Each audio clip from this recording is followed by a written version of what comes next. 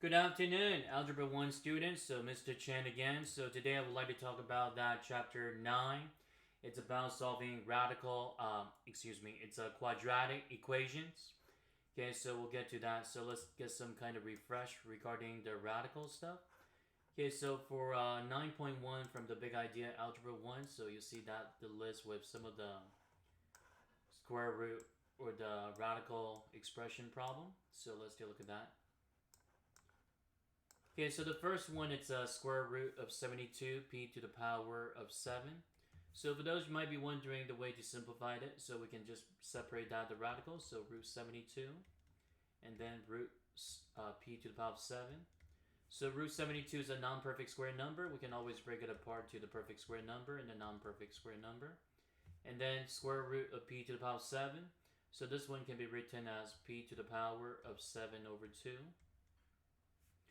Okay, so root 36, so that'd be 6. And then root 2, just leave it as root 2. And then p to the power of 7 over 2, so that it's written as p to the power of 3 and 1 half. So if you see that anything that's considered the perfect power, so like 6, p to the power of 3, so just separate it. So things like going back to the radicals, so we do have 2 and p. Because that p to the power of 1 half, it's the same as radicals of p.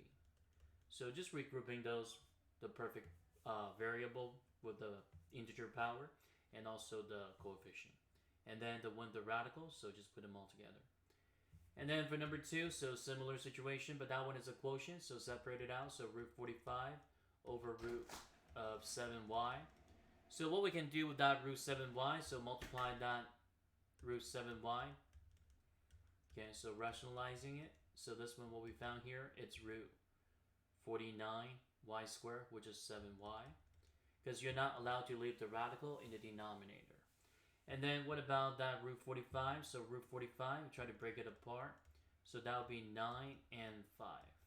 So root 9 is 3. So 3 root 5. So 3 root 5 times root 7y. So what we found here, it's 3 root 35y over 7y. Simplest form. Okay, so number 3. So this one, before you take the cube root, so basically you want to divide it first if that's divisible. So if this one is not divisible, then you have to separate it out into two numerator and the denominator, so 2 part of the radical. So cube root of 125 of x to the power of 11 over cube root of 4. So again, this one is a non-perfect cube root number. Okay, even you divide it, it's not divisible. So we need to rationalize it. So multiply that, the top and the bottom, by... Okay, so multiply the top and the bottom by cube root of 16. Because you want to convert that cube root of 4, cube root of 16 to a perfect number. So we do know that it's cube root of 64, which is 4. And then the top right here, so 125 times 16. So you want to find out the way to multiply those numbers. So 125 times 16. So 30, 12, 15, 750, then 5, 2, 1. Combine them. So this one turns out to be 1,800. So cube root of 1,800. And then of x to the power of 11. And also cube root of 1,800. So you can simplify it a little bit more. So we do know that cube root of 18. So let's see. Yeah, so basically, well, I mean, you can simplify it a little bit more, but the thing is that there's no more radical down the bottom, so just leave it as the way it is, okay? So now, what about for number 4, 5, 6, 7, and 8? So let me put it out to the next page. Okay, so again, you can always fast forward and rewind to watch the video, okay?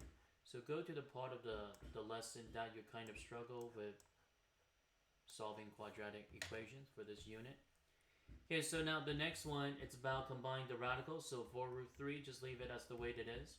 So 5 root 12, so we do have 4 and 3. So break it apart. So we got 2 root 3. So 5 times 2 root 3. So basically this one is written as 4 root 3 plus 10 root 3. Same radical, combine the coefficients, so 14 root 3. And then the other one, so 15 cube root of 2 minus 2 cube root of 54. So break it apart. So we do have, let's see right here, cube root of 27 and 2. 27 and cube root of 2. So cube root of 27, so that's 3. So basically this one is written as 2 times 3 times cube root of 2. So we got 15 cube root of 2 minus 6 cube root of 2.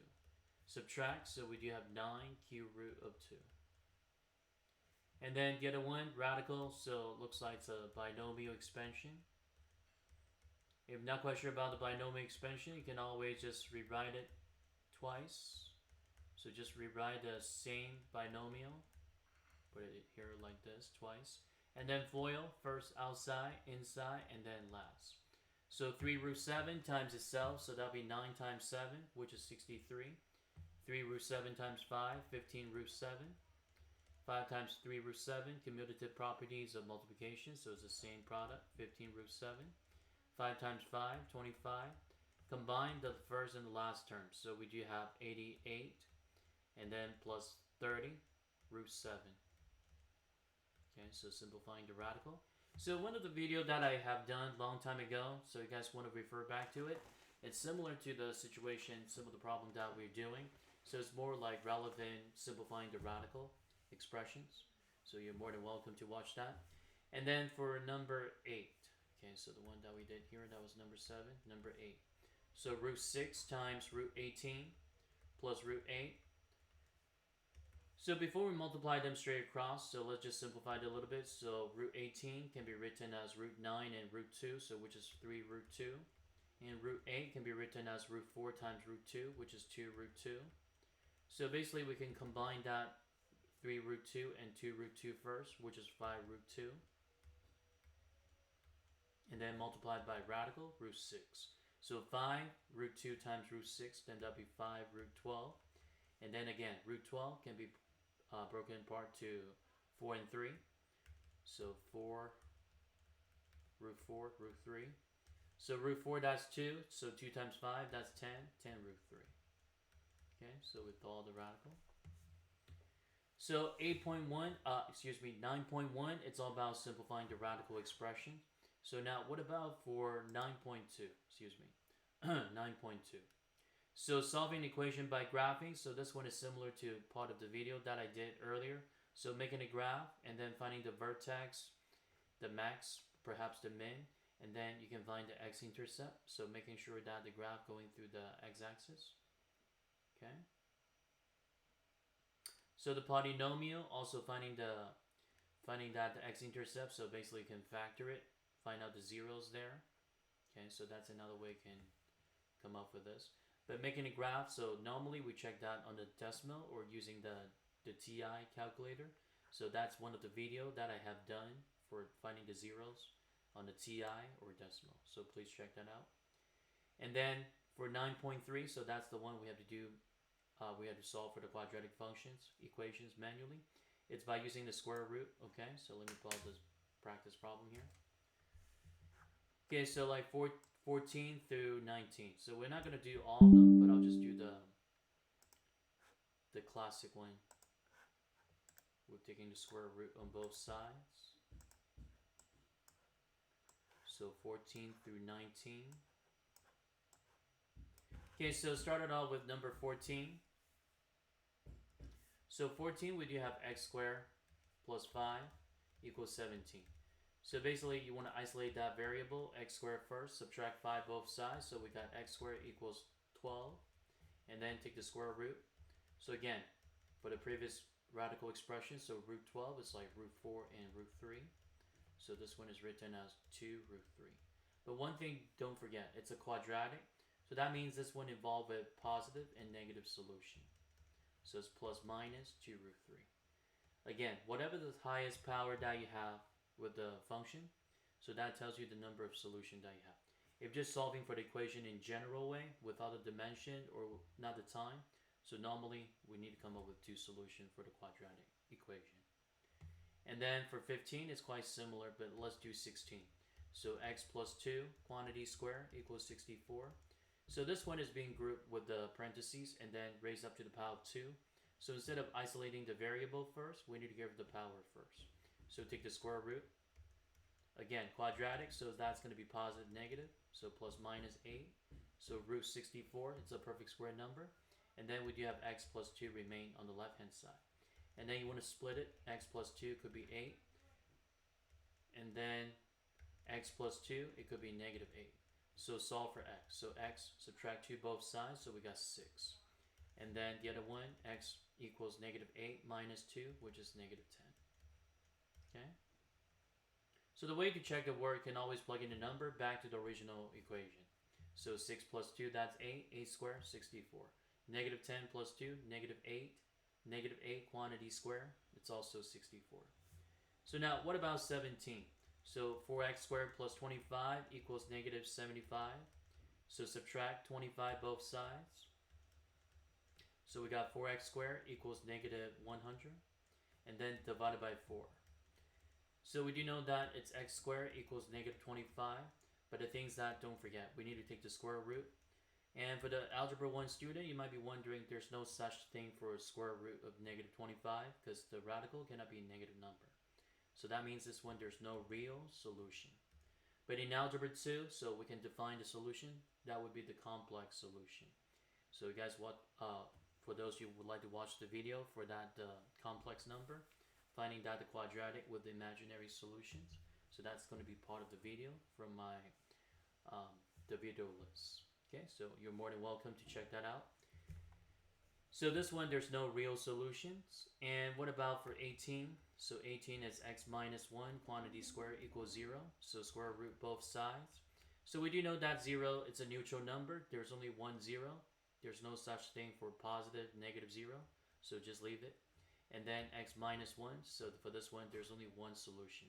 So that means x equals 1. Okay? So 19, that's something I would like to think about. And you're more than welcome to put in the question on the YouTube comment bar there. So now let's move on to the next sections and see what else that we have right here. Completing the square. Completing the square, that's another way to find out the zeros. So for this one, I would like to show you that 21 through 25. So solving the variable by completing the square. Now this one is saying that to round things off to the nearest 100,000. I don't recommend students doing things like rounding, because anytime that you try to round things up or round things down, so the answer is not going to be that accurate. It's going to lose that the positions, okay? So you don't see that the accuracy in the position right there. So that means the answer is not going to be correct. You know, normally your teacher tells you to round things up, round things off. I mean, that's an easy way to come up with the solution. But there's another way to come up with the irrational number. And that's something I'm going to show you that right here. Okay, so check it out for the other ones. So what we found here, 21. So the way to complete the square, so we need to isolate the constant first. So x squared for number 21, x squared plus 2x. So we want to subtract 5 both sides. So this one turns out to be 4 minus 5, which is negative 1. In order to make this one as a perfect square, so we need to find out the number to add right here. So the way to do it, make sure that the leading coefficient is always 1. So if that's the case, so we're using b over 2, quantity squared.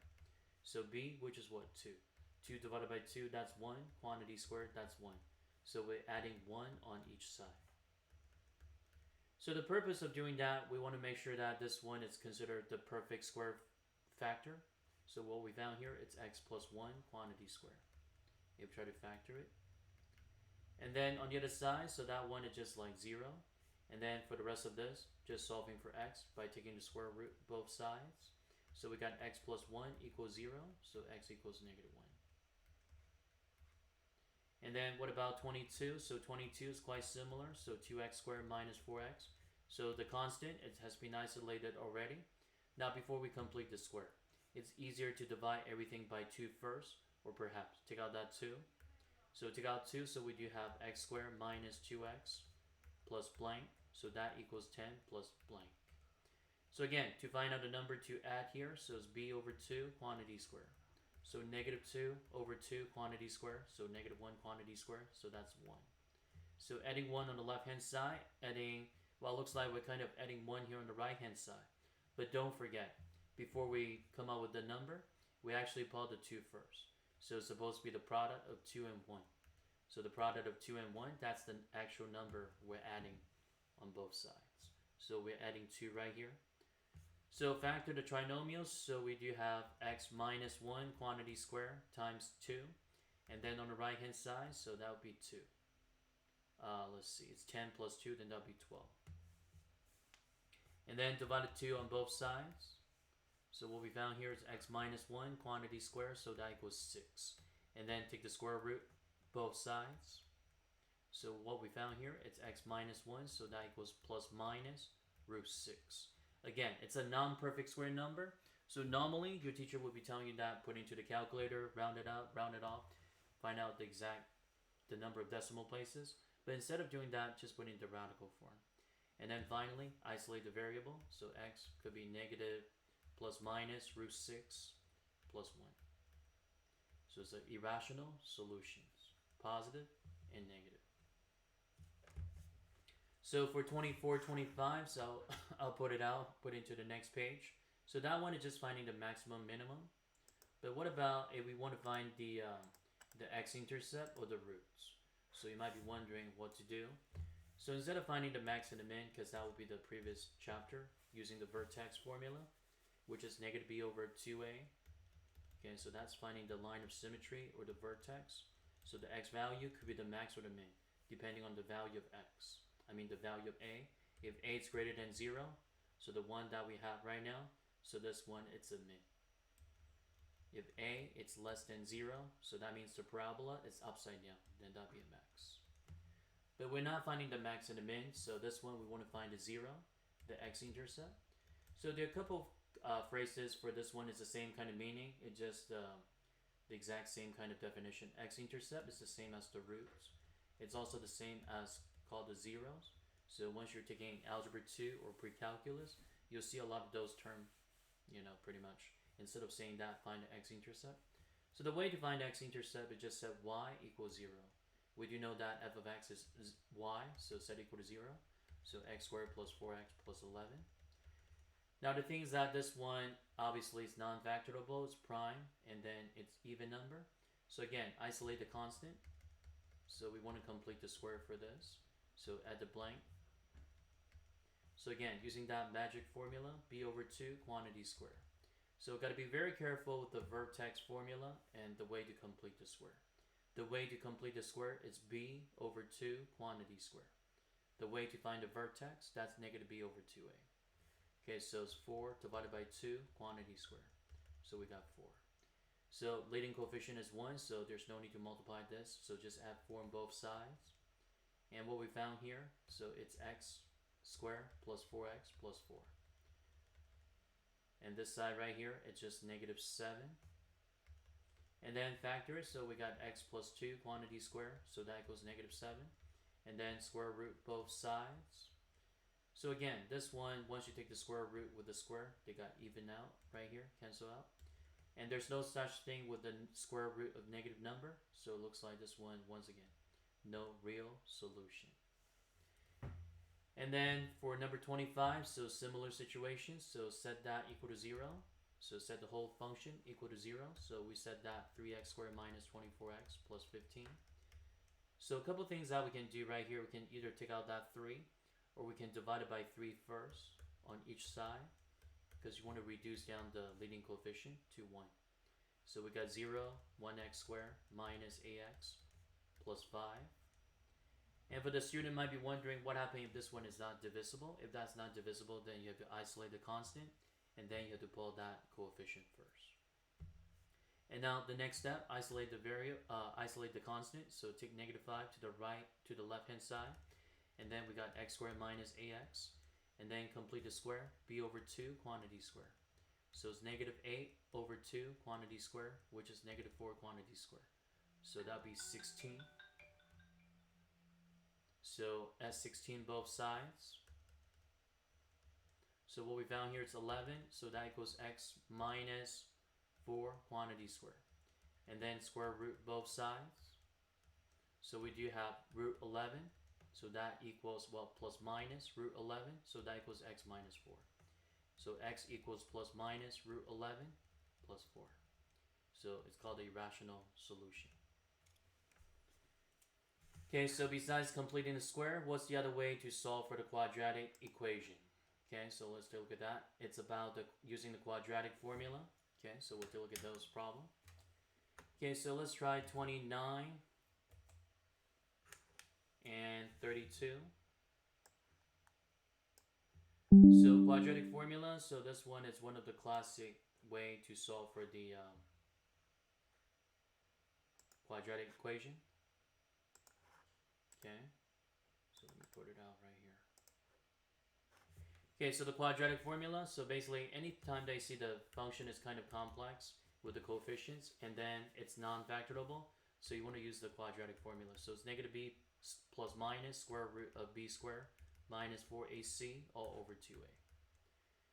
So the first thing that you want to do, rewrite the equation back to the standard form. So 29, so this one can be written as negative 5x squared plus 10x minus 5.